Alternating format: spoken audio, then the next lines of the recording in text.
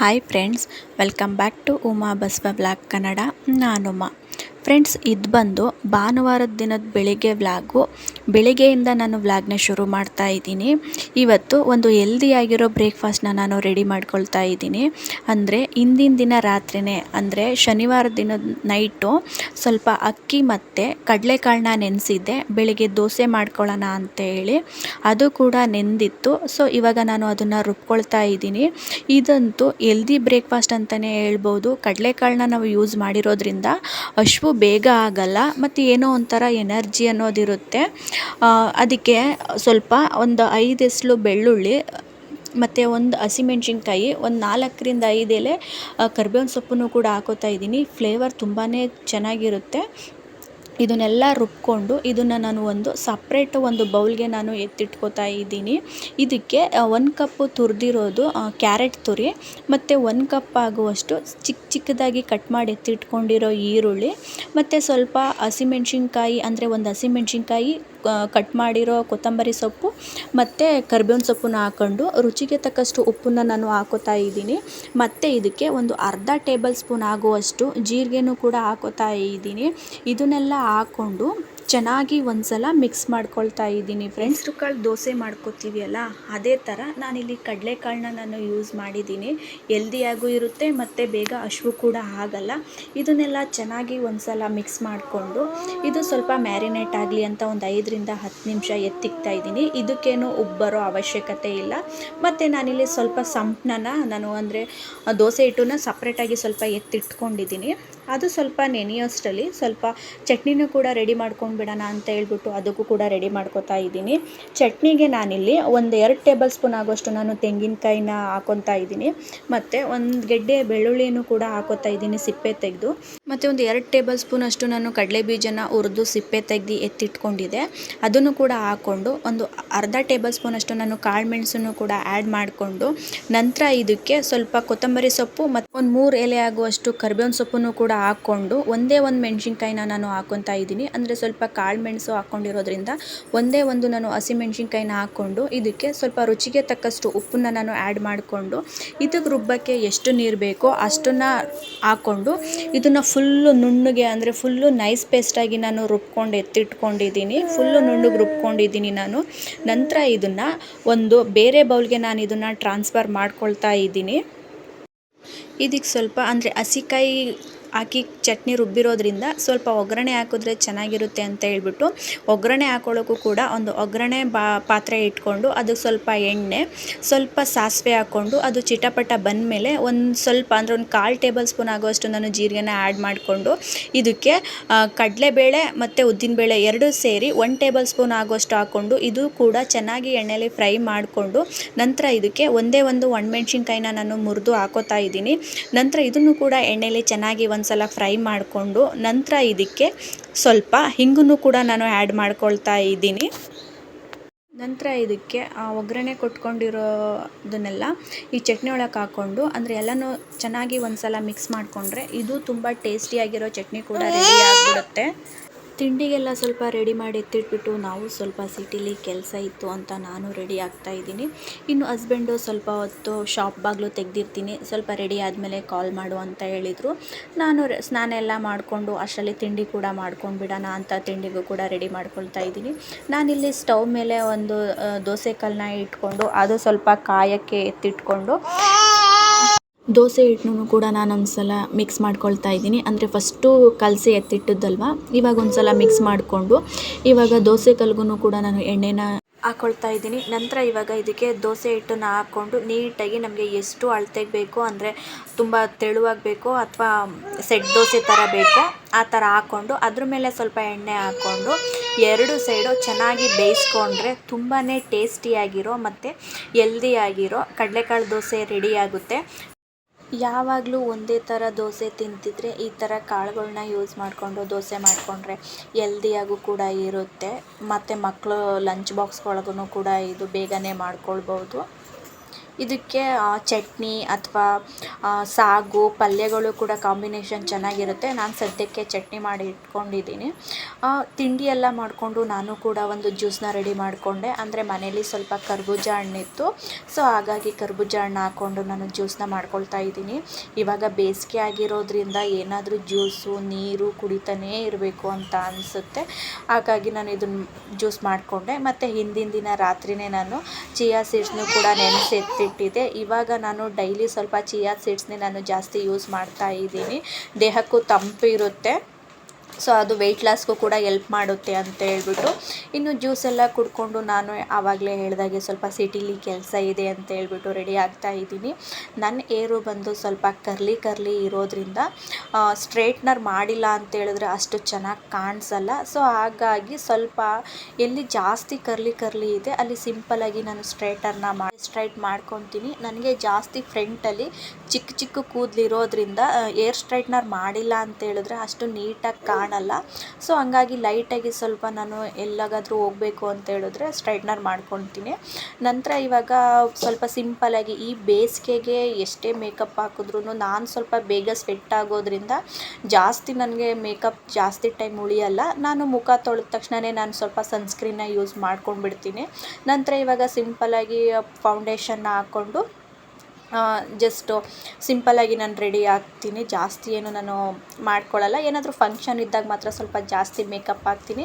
ಈ ಥರ ಏನಾದರೂ ಹೊರಗಡೆ ಹೋಗೋದಿದ್ರೆ ಸಿಂಪಲ್ಲಾಗಿ ಒಂದು ಫೌಂಡೇಶನ್ ಹಾಕ್ಕೊಂಡು ಸನ್ಸ್ಕ್ರೀನ್ ಯೂಸ್ ಮಾಡಿಕೊಂಡ್ರೆ ರೆಡಿ ಆಗಿಬಿಡ್ತೀನಿ.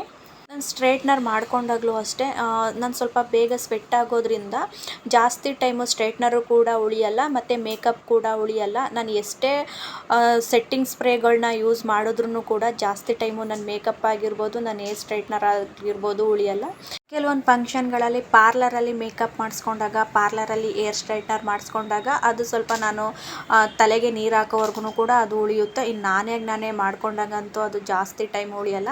ಇನ್ನು ಸಿಟಿಗೆ ಹೋಗಿ ಅಲ್ಲಿ ಕೆಲಸ ಎಲ್ಲ ಮುಗಿಸ್ಕೊಂಡು ಸ್ವಲ್ಪ ವಿಶಾಲ್ ಮಾರ್ಟ್ಗೆಲ್ಲ ಹೋಗಿ ಸ್ವಲ್ಪ ಬಟ್ಟೆಗಳಿಗೆ ಬೇಕಾಗಿತ್ತು. ಸೊ ಅದನ್ನು ಕೂಡ ತಗೊಂಡು ನಾವು ರೆಗ್ಯುಲರಾಗಿ ನಾವಿಲ್ಲಿ ಯಾವಾಗಲೂ ಕಬ್ಬಿನ ಜ್ಯೂಸ್ ಕುಡಿತೀವಿ. ಸೊ ಹಾಗಾಗಿ ಇವತ್ತು ಕೂಡ ಬಂದ್ವಿ. ಇಲ್ಲಂತೂ ತುಂಬ ಚೆನ್ನಾಗಿ ಕೊಡ್ತಾರೆ. ಇಲ್ಲೊಬ್ಬರು ಅಜ್ಜಿ ಮತ್ತು ಅಜ್ಜ ಇಬ್ಬರು ಇದ್ದಾರೆ. 20 ರೂಪಾಯಿ ತೊಗೋತಾರೆ. ತುಂಬಾ ಚೆನ್ನಾಗಿರುತ್ತೆ. ಐಸ್ ಏನು ಯೂಸ್ ಮಾಡಲ್ಲ. ಸೊ ಹಾಗಾಗಿ ನಾವು ಕೂಡ ಇಲ್ಲಿ ಕುಡಿದ್ವಿ. ಇನ್ನು ಪಾಪುಗೂ ಕೂಡ ಸ್ವಲ್ಪ ಕುಡಿಸ್ತಾಯಿದ್ರು. ಅವನಿಗೆ ಇದೇ ಫಸ್ಟ್ ಟೈಮ್ ಕುಡಿಸ್ತಿರೋದ್ರಿಂದ ಅವ್ನ ಫೇಸ್ ಎಕ್ಸ್ಪ್ರೆಷನ್ನೇ ಸ್ವಲ್ಪ ಚೇಂಜ್ ಇದೆ. ನಾವು ಸಿಟಿಗೆ ಹೋಗಿ ಬರಬೇಕು ಅಂತ ಅಂದರೆ ಇಲ್ಲಿ ಯಾವಾಗಲೂ ಒಂದು ಸಲನೂ ಮಿಸ್ ಮಾಡಲ್ಲ. ಕೆಲವೊಂದು ಸಲ ಐಟಮ್ ತಗೊಬರೋಕೆ ಹೋದಾಗ ನಾವು ಜಾಸ್ತಿ ಐಟಮ್ ಬಂದಾಗ ಅಜ್ಜಿ ಕೆಳಗಡೆಗೆ ಇಳಿಸೋದೇ ಇಲ್ಲ, ಅಲ್ಲಿಗೆ ತಂದು ಕೊಡ್ತಾರೆ. ಅಷ್ಟು ಒಳ್ಳೆಯವರು ಅವರು. ಇನ್ನು ಅಲ್ಲೆಲ್ಲ ಜ್ಯೂಸ್ ಎಲ್ಲ ಕುಡಿದು ಬಂದು ಇಲ್ಲಿ ಸ್ವಲ್ಪ ಮನೆಗೆ ಸ್ವಲ್ಪ ಗಿಡಗಳನ್ನೆಲ್ಲನೂ ನೆಡೋಣ ಅಂತ ರೆಡಿ ಮಾಡ್ಕೊಳ್ತಾ ಇದ್ದೀನಿ. ಆವಾಗಿನಿಂದನೂ ಪ್ಲ್ಯಾನ್ ಮಾಡ್ಕೊಂಡಿದ್ದೆ. ನಾನು ಜಾಸ್ತಿ ಮನೇಲಿ ಅಂದರೆ ಇಲ್ಲಿ ಮೈಸೂರಲ್ಲಿ ಇಲ್ಲದೆ ಇರೋದ್ರಿಂದ ನಾನು ಯಾವಾಗ ರೆಗ್ಯುಲರಾಗಿ ಕಂಟಿನ್ಯೂಸ್ ಆಗಿರ್ತೀನಿ ಆವಾಗ ನೆಡೋಣ ಅಂತ ಹೇಳ್ಬಿಟ್ಟು ಏನೂ ಕೂಡ ರೆಡಿ ಮಾಡ್ಕೊಂಡಿರಲಿಲ್ಲ. ಸೊ ಹಾಗಾಗಿ ಇವಾಗ ಹೇಗಿದ್ದರೂ ಮನೆ ಹತ್ರನೇ ಇದ್ದೀನಿ ಅಲ್ವಾ, ಅದಕ್ಕೆ ನೆಡೋಣ ಅಂತ ಹೇಳ್ಬಿಟ್ಟು ಸ್ವಲ್ಪ ಪಾಟ್ಗಳು ಬೇಕಿತ್ತು. ಇಲ್ಲಿ ಆಕಾಶವಾಣಿ ಸ್ಟಾಪ್ ಇದೆಯಲ್ಲ ಅಲ್ಲಿದೆ, ತುಂಬಾ ಚೆನ್ನಾಗಿದೆ ಕಲೆಕ್ಷನ್ನು. ಆ ಕಡೆ ಹೋದವರು ದಯವಿಟ್ಟು ಒಂದು ಸಲ ಇಲ್ಲಿ ತೊಗೊಳ್ಳಿ. ಕ್ವಾಲಿಟಿನೂ ಚೆನ್ನಾಗಿದೆ ಮತ್ತು ರೇಟು ಕೂಡ ಅಷ್ಟೊಂದೇನು ಜಾಸ್ತಿ ಅಂತ ಅನಿಸಲ್ಲ. ನಾನು ಕೂಡ ಒಂದು 5 ಪಾಟ್ಗಳನ್ನ ತೊಗೊಂಡು ಬಂದೆ. ಅಲ್ಲಿ ಇಂಡೋರು ಪಾಟ್ಗಳು, ಪ್ಲ್ಯಾಂಟ್ದು ಪಾಟ್ಗಳು ಮತ್ತು ಔಟ್ಡೋರು ಪ್ಲ್ಯಾಂಟ್ ಪಾಟ್ಗಳೆಲ್ಲ ಇದೆ. ಒಂದು ಸಲ ಹೋಗಿ ಚೆಕ್ ಮಾಡಿ. ಇನ್ನು ಅಲ್ಲಿಂದ ಬಂದು ನಮಗೂ ಸ್ವಲ್ಪ ಬಿಸಿಲಲ್ಲಿ ಸ್ವಲ್ಪ ಸುಸ್ತಾದಂಗೆ ಆಯಿತು. ಸೊ ಹಾಗಾಗಿ ಬಂದು ಸ್ವಲ್ಪ ರೆಸ್ಟ್ ಮಾಡ್ತಾಯಿದ್ದು. ಇನ್ನು ಸ್ವಲ್ಪ ಟೀನೂ ಕೂಡ ಮಾಡ್ಕೊಂಡು ಕುಡಿದ್ಬಿಡೋಣ ಅಂತ ಟೀಗೂ ಕೂಡ ರೆಡಿ ಮಾಡ್ಕೊಳ್ತಾ ಇದ್ದೀನಿ. ನಮಗಂತೂ ಎಲ್ಲಾದರೂ ಇಲ್ಲಿ ಸ್ವಲ್ಪ ದೂರ ಹೋಗಿ ಬಂದ್ರೇ ತಲೆ ಸುತ್ತುತ್ತಾ ಇರ್ತದೆ ಮತ್ತು ತಲೆ ನೋವು ಬಂದಂಗೆ ಆಗುತ್ತೆ. ಮತ್ತು ಇವಾಗ ಜಾಸ್ತಿ ಬಿಸಿಲಿರೋದ್ರಿಂದ ಇನ್ನು ಮಧ್ಯಾಹ್ನ ಟೈಮು ಹೊರ್ಗಡೆ ಹೋಗೋಕ್ಕಾಗಲ್ಲ. ಇನ್ನು ಮಕ್ಕಳನ್ನಂತೂ ಕರ್ಕೊಂಡು ಹೋಗೋಕ್ಕಾಗಲ್ಲ. ಸೊ ಹಾಗಾಗಿ ಬೆಳಿಗ್ಗೆ ಸ್ವಲ್ಪ ಬಿಸಿಲು ಆಗಿಬಿಡುತ್ತೆ ಅಂತ ಹೇಳ್ಬಿಟ್ಟು ಬೇಗನೆ ಹೋಗಿದೆ. ಮನೇಲಿ ಸ್ವಲ್ಪ ಪಾತ್ರೆಗಳೆಲ್ಲ ಹಾಗೇ ಇತ್ತು. ಒಂದೇ ಸಲ ಟೀನು ಮಾಡ್ಕೊಂಡು ಕುಡಿದ್ಬಿಟ್ಟು ಪಾತ್ರೆಗಳೆಲ್ಲ ತೊಳೆಯೋಣ ಅಂತ ರೆಡಿ ಮಾಡ್ಕೊಳ್ತಾ ಇದ್ದೀನಿ. ಹಾಯ್ ಫ್ರೆಂಡ್ಸ್, ಟೈಮ್ ಆಲ್ರೆಡಿ 5 ಗಂಟೆ ಆಗಿದೆ. 5:30 ಆಗಿದೆ. ವ್ಲಾಗ್ನ ನಾನು ಇವಾಗ ಕಂಟಿನ್ಯೂ ಮಾಡ್ತಾ ಇದ್ದೀನಿ. ಅಂತ ಅಂದರೆ ನಾನು ಅಲ್ಲಿಂದ ಬಿಸಿಲಿಂದ ಬಂದಿದ್ದಕ್ಕೂ ಅದಕ್ಕೂ ಫುಲ್ಲು ಸುಸ್ತಾದಂಗೆ ಆಗ್ತಿತ್ತು. ಅಲ್ಲಿಂದ ಬಂದು ಸ್ವಲ್ಪ ರೆಸ್ಟ್ ಮಾಡ್ತಾಯಿದ್ದು, ಆಮೇಲೆ ಟೀ ಎಲ್ಲ ಮಾಡ್ಕೊಂಡು ಕುಡಿದು ಇವಾಗ ಸ್ವಲ್ಪ ವೀಡಿಯೋನ ಕಂಟಿನ್ಯೂ ಮಾಡಿ ಎಂಡ್ ಮಾಡೋಣ ಅಂತ ಮಾಡ್ತಾ ಇದ್ದೀನಿ. ಏನಿಲ್ಲ, ಸಿಟಿಲಿ ಸ್ವಲ್ಪ ಕೆಲಸ ಇತ್ತು, ಪರ್ಸ್ನಲ್ ಕೆಲಸ ಅಂತ ಹೋಗಿದ್ವಿ. ಕೆಲಸ ಎಲ್ಲ ಮುಗಿದ್ಮೇಲೆ ಹಾಗೆಯೇ ವಿಶಾಲ್ ಮಾರ್ಟ್ಗೂ ಕೂಡ ಹೋಗಿದ್ದೆ. ಹೇಗಿದ್ರು ಹಬ್ಬ ಹತ್ರ ಬರ್ತಿದೆ ಅಲ್ವಾ, ಯುಗಾದಿ ಹಬ್ಬ. ಹಾಗಾಗಿ ಸ್ವಲ್ಪ ಏನಾದರೂ ಬಟ್ಟೆಗಳು ತಗೊಳ್ಳೋಣ, ಆಫರ್ ನಡೀತಿದೆ ಅಂತ ಹೇಳಿದ್ರು ಅಲ್ವಾ. ಹೇಗಿದ್ರು ಬಂದಿದ್ದೀವಿ ಅಂತ ಹೋಗಿದ್ವಿ. ಆಫರ್ ಏನೋ ತುಂಬ ಚೆನ್ನಾಗೇ ನಡೀತಿದೆ. ಬೈ 1 get 1, ಬೈ 2 get 1 ಆ ಥರ ಎಲ್ಲ ನಡೀತಿದೆ. ನಾನೇನು ಜಾಸ್ತಿ ತೊಗೊಂಡಿಲ್ಲ, ಅಂದರೆ ನನಗೆ ಡೈಲಿ ಯೂಸ್ಗೆ ಸ್ವಲ್ಪ ಟೀ ಶರ್ಟ್ಗಳು ಬೇಕಿತ್ತು, ಅದನ್ನು ತೊಗೊಂಡೆ. ಮತ್ತು ಒಂದೆರಡು ಕುರ್ತಾ ಆ ಥರ ತೊಗೊಂಡೆ. ಡೈಲಿ ಯೂಸ್ಗೆ ನನಗೆ ಟೀ ಶರ್ಟ್ಗಳು ಬೇಕಿತ್ತು.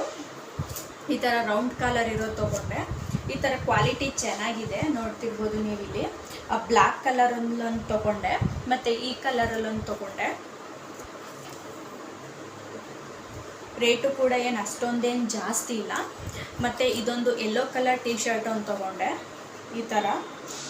ಮತ್ತು ಇದೊಂದು ಬೇಬಿ ಪಿಂಕ್ ಕಲರ್ ಒಂದು ತೊಗೊಂಡೆ. ಇಲ್ಲಿ ನೋಡಿ, ಬೇಬಿ ಪಿಂಕ್ ಕಲರ್ ಒಂದು ತೊಗೊಂಡೆ, ರೌಂಡ್ ಕಾಲರ್ ಇರೋದು. ಇದ್ರ ರೇಟ್ ಬಂದು 119 ರೂಪಾಯಿ. ಕಾಣಿಸ್ತಿಲ್ಲ ಅನಿಸುತ್ತೆ, 119 ರೂಪಾಯಿ. ಕ್ವಾಲಿಟಿ ಚೆನ್ನಾಗಿದೆ.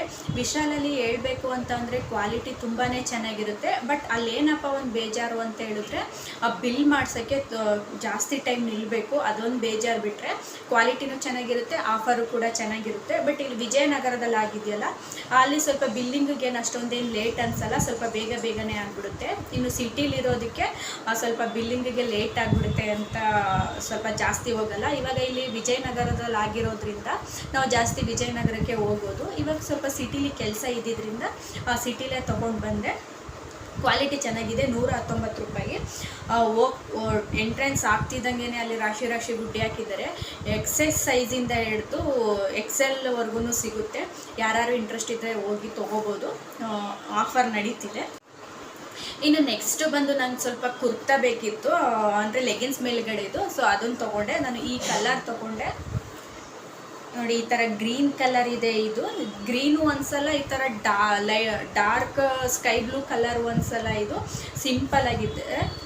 ಕಾಲರು ಇದೆ. ಇದೂ ಎಲ್ಲೂ ಕೂಡ ವರ್ಕ್ ಇಲ್ಲ ನೋಡಿ. ಈ ಥರ ಎಲ್ಲೂ ಕೂಡ ವರ್ಕ್ ಇಲ್ಲ. ಒಂದು ನಿಮಿಷ ದೂರ ಇಟ್ಟು ತೋರಿಸ್ತೀನಿ ನೋಡಿ. ಈ ಥರ ಎಲ್ಲೂ ಕೂಡ ವರ್ಕ್ ಇಲ್ಲ, ಫುಲ್ಲು ಕಾಲರ್ ಇದೆ. ಚೆನ್ನಾಗಿದೆ, ನನಗೆ ಇಷ್ಟ ಆಯಿತು. ಮತ್ತು ಇದು ಬೈ 1 get 1. ಇದ್ರ ಜೊತೆಗೆ ನಾನು ಈ ಥರ ಪಿಂಕ್ ಕಲರ್ದೊಂದು ತೊಗೊಂಡೆ. ವೈಟು ಮತ್ತು ಪಿಂಕು ಎರಡೂ ಕೂಡ ಕಾಂಬಿನೇಷನಲ್ಲಿದೆ. ಇದು ಕೂಡ ಕಾಲರ್ ಇರೋದೇನೆ. ಇಲ್ಲೂ ಕೂಡ ಎಲ್ಲೂ ವರ್ಕ್ ಇಲ್ಲ. ಹೇಳಬೇಕು ಅಂತ ಹೇಳಿದ್ರೆ ನನಗೆ ಜಾಸ್ತಿ ವರ್ಕ್ ಇರೋ ಡ್ರೆಸ್ಗಳು ಅಷ್ಟು ಇಷ್ಟ ಆಗಲ್ಲ. ಸೊ ಹಾಗಾಗಿ ಸ್ವಲ್ಪ ಸಿಂಪಲಾಗಿರೋ ಡ್ರೆಸ್ಗಳನ್ನೇ ತಗೊಂಡೆ. ಡೈಲಿ ಯೂಸ್ಗೂ ಆಗುತ್ತೆ, ಅಥವಾ ಈ ಅಂಗಡಿ ಹತ್ರ ಹೋಗ್ತಾ ಇರ್ತೀನಿ ಅಲ್ವ ನಾನು, ಸೊ ಅಲ್ಲಿಗೂ ಆಗುತ್ತೆ ಅಂತ ಹೇಳ್ಬಿಟ್ಟು ತೊಗೊಂಡಿದ್ದೀನಿ. ಇದ್ರ ರೇಟ್ ಬಂದು 699 ರೂಪಾಯಿ. ಒಂದಕ್ಕೆ 699. ಬೈ 1 get 1 699 ರೂಪಾಯಿ, ಅಂದರೆ 700 ರೂಪಾಯಿಗೆ 2 ಟಾಪು. By 1 get 1. ಒಂದು ಟಾಪ್ಗೆ 350 ಆ ಥರ ಬೀಳ್ತು. ಸೊ ಇವೆರಡರಿಂದ 600, ಅಂದರೆ 699, 700 ರೂಪಾಯಿ ಆಯಿತು. ಕ್ವಾಲಿಟಿ ಹೇಳಬೇಕು ಅಂತ ಹೇಳಿದ್ರೆ ಚೆನ್ನಾಗಿದೆ. ನನಗೇನೋ ಸಿಂಪಲಾಗಿ ಇಷ್ಟ ಆಯಿತು. ಇನ್ನೂ ಸ್ವಲ್ಪ ಗ್ರ್ಯಾಂಡಾಗಿರೋ ಡ್ರೆಸ್ಗಳು, ಕುರ್ತಾ ಸೆಟ್ಗಳು ಎಲ್ಲ ಕೂಡ ಇದೆ. ನನಗೆ ಇವೆರಡೇ ಸಾಕು ಅಂತ ಹೇಳ್ಬಿಟ್ಟು ಇವೆರಡನ್ನು ತೊಗೊಂಡೆ. ಒಂದಕ್ಕೆ 350 ರೂಪಾಯಿ ಆ ಥರ ಬೀಳ್ತು ಇದು. ಇನ್ನು ನೆಕ್ಸ್ಟ್ ಬಂದು ನನ್ನ ಹಸ್ಬೆಂಡು ಈ ಥರ ಟೀ ಶರ್ಟ್ ತೊಗೊಂಡ್ರು. Blue colour, dark blue colour. Quality ಚೆನ್ನಾಗಿದೆ. ಈ ಥರ ಕಾಲರ್ ಇರೋದು. ಇದ್ರ ರೇಟ್ ಬಂದು 299 ರೂಪಾಯಿ, ಅಂದರೆ 300 ರೂಪಾಯಿ. ನಮಗೆ ಆಫರಲ್ಲಿ ಇದು 119 ರೂಪಾಯಿಗೆ ಸಿಕ್ತು. ಕ್ವಾಲಿಟಿ ಚೆನ್ನಾಗಿದೆ. ಮತ್ತು ಇದ್ರ ಜೊತೆಗೆ ಇನ್ನೊಂದು ಟೀ ಶರ್ಟ್ನೂ ಕೂಡ ತೊಗೊಂಡ್ರು. ಇದು ನನ್ನ ತಮ್ಮಂಗೆ ಅಂತ ತೊಗೊಂಡಿದ್ದಾರೆ. ಇದು ಈ ಕಲರು ಒಂಥರ ನೇರಳೆ ಕಲರ್. ಇದು ಎಸ್ ಸೈಜ್ ತೊಗೊಂಡ್ರು. ಇದ್ರ ರೇಟು ಬಂದು ಕೂಡ 299. ಇದು ಕೂಡ ಆಫರಲ್ಲಿ 119 ರೂಪಾಯಿಗೆ ಸಿಕ್ತು. ಇದು ನನ್ನ ತಮ್ಮಂಗೆ ಅಂತ ತೊಗೊಂಡ್ರು ಈ ಶರ್ಟ್ನ. ಸಾರಿ, ಇದನ್ನು ಅವ್ರಿಗೆ ಅಂತ ತೊಗೊಂಡ್ರು, ಡಾರ್ಕ್ ಬ್ಲೂ ಅವ್ರಿಗೆ ಅಂತ ತೊಗೊಂಡ್ರು. ಇದು ಕೂಡ 299 ಅಂದರೆ 300 ರೂಪಾಯಿಗೆ 119 ರೂಪಾಯಿ ಬೀಳ್ತು. ಇದು ಕೂಡ ಕ್ವಾಲಿಟಿ ಚೆನ್ನಾಗಿದೆ. ಮೆನ್ಸ್ಗೆ ಮತ್ತು ಚಿಕ್ಕ ಮಕ್ಕಳುಗಳಿಗೆ ಫುಟ್ವೇರು ಎಲ್ಲ ಕೂಡ ಆಫರಲ್ಲಿ ನಡೀತಿದೆ. ಹೋಗಿ ನೋಡ್ಬೋದು ನೀವು ಒಂದ್ಸಲ. ಯುಗಾದಿ ಫೆಸ್ಟಿವಲ್ಗೆ ಆಫರ್ ಬಿಟ್ಟಿದ್ದಾರೆ. ಇನ್ನು ನೆಕ್ಸ್ಟು ಬಂದು ಸ್ವಲ್ಪ ಡೋರ್ ಮ್ಯಾಟ್ಗಳು ಬೇಕಿತ್ತು. ಅದಕ್ಕೆ ನಾನು ಒಂದು 3 ಡೋರ್ ಮ್ಯಾಟ್ಗಳು ತೊಗೊಂಡೆ. ಸೈಜು ಕೂಡ ಚಿಕ್ಕದು ಅಂತ ಏನಿಲ್ಲ, ಜಾಸ್ತಿನೇ ಇದೆ. ಡೋರ್ ಮ್ಯಾಟ್ಗೆ ಸಾಕು. ಇದ್ರ ರೇಟ್ ಬಂದು ಜಾಸ್ತಿ ಏನಿಲ್ಲ, ಬರೀ 19 ರೂಪಾಯಿ ಅಷ್ಟೇ. ಸೊ ಹಾಗಾಗಿ ನಾನು 3 ಡೋರ್ ಮ್ಯಾಟ್ ತೊಗೊಂಡೆ. ಇದೊಂದು ಕಲರ್ ತೊಗೊಂಡೆ, ಮತ್ತು ಇದೊಂದು ಕಲರ್ ತೊಗೊಂಡೆ, ಇದೊಂದು ಕಲರ್ ತೊಗೊಂಡೆ. ಒಟ್ಟು ಟೋಟಲು 3 ತೊಗೊಂಡಿದ್ದೀನಿ. ಸಿಂಪಲಾಗಿದೆ, ಜಾಸ್ತಿ ಏನೂ ಇದಲ್ಲ. 19 ರೂಪಾಯಿಗೆ ಏನೂ ಲಾಸ್ ಅಲ್ಲ ಅಂತ ಅನ್ನಿಸ್ತು. ಸೊ ಹಾಗಾಗಿ ನಾನು 3 ಡೋರ್ ಮ್ಯಾಟ್ಗಳು ತೊಗೊಂಡೆ. ಇಷ್ಟೇ ನಾನು ತೊಗೊಂಡಿದ್ದು. ಇನ್ನು ನನ್ನ ಮಗುಗೇನು ಪರ್ಚೇಸ್ ಮಾಡಿಲ್ಲ. ಯಾಕಂತ ಹೇಳಿದ್ರೆ ಅವನಿಗೆ ಇನ್ನೂ ಯೂಸ್ ಮಾಡದೇ ಇರೋ ಬಟ್ಟೆಗಳು, ಹೊಸ ಬಟ್ಟೆಗಳು ಇನ್ನೂ ತುಂಬಾ ಇದೆ. ಇನ್ನು ಅಮ್ಮ ಊರಿಗೋಯ್ತು ಅಂತ ಹೇಳಿದ್ರೆ ಅವರು ಕೂಡ ತೊಗೊಳ್ತಾರೆ. ಇನ್ನೆಲ್ಲ ಅವ್ರದ್ದು ಚಿಕ್ಕವಾಗ್ಬಿಡ್ತವೆ ಅಂತ ಹೇಳ್ಬಿಟ್ಟು ನಾನು ಅವ್ನಿಗೇನು ಬಟ್ಟೆ ತೊಗೊಂಡಿಲ್ಲ. ಇನ್ನು ಅಮ್ಮನ ಮನೇಲೂ ಕೂಡ ನನ್ನ ಅಮ್ಮ ಆಗಿರ್ಬೋದು ಅಥವಾ ನನ್ನ ತಮ್ಮ ಆಗಿರ್ಬೋದು ಯಾರು ತೊಗೊಳ್ತಾರೆ ಅಂತ ಹೇಳ್ಬಿಟ್ಟು ಅವ್ನಿಗೇನು ತೊಗೊಂಡಿಲ್ಲ. ಇಷ್ಟೇ ನಾನು ಶಾಪಿಂಗ್ ಮಾಡಿದ್ದು. ಫ್ರೆಂಡ್ಸ್, ಈ ವಿಡಿಯೋ ನಿಮಗೆ ಇಷ್ಟ ಆಗಿದೆ ಅಂತ ಅಂದ್ಕೊತೀನಿ. ದಯವಿಟ್ಟು ಇನ್ನೂ ಯಾರೆಲ್ಲ ಚಾನಲ್ನ ಸಬ್ಸ್ಕ್ರೈಬ್ ಮಾಡ್ಕೊಂಡಿಲ್ಲ ದಯವಿಟ್ಟು ಸಬ್ಸ್ಕ್ರೈಬ್ ಮಾಡಿಕೊಡಿ. ಮತ್ತು ಆಲ್ರೆಡಿ ಯಾರು ಸಬ್ಸ್ಕ್ರೈಬ್ ಮಾಡ್ಕೊಂಡಿದ್ದೀರಾ ಅವ್ರಿಗೆ ತುಂಬ ತುಂಬ ಥ್ಯಾಂಕ್ಸ್. ಮತ್ತು ವಿಡಿಯೋನ ಎಲ್ಲೂ ಸ್ಕಿಪ್ ಮಾಡ್ದೇ ನೋಡಿ. ಮತ್ತು ಏನಾದರೂ ಇಷ್ಟ ಆಯಿತು ಅಂತ ಹೇಳಿದ್ರೆ ವಿಡಿಯೋ ದಯವಿಟ್ಟು ಒಂದು ಲೈಕ್ ಮಾಡಿ, ಮತ್ತು ನಿಮ್ಮ ಫ್ರೆಂಡ್ಸ್ ಆ್ಯಂಡ್ ಫ್ಯಾಮಿಲಿಗೂ ಶೇರ್ ಮಾಡಿ. ವಿಡಿಯೋನ ನಾನು ಇಲ್ಲಿಗೆ ಎಂಡ್ ಮಾಡ್ತಾ ಇದ್ದೀನಿ. Bye friends.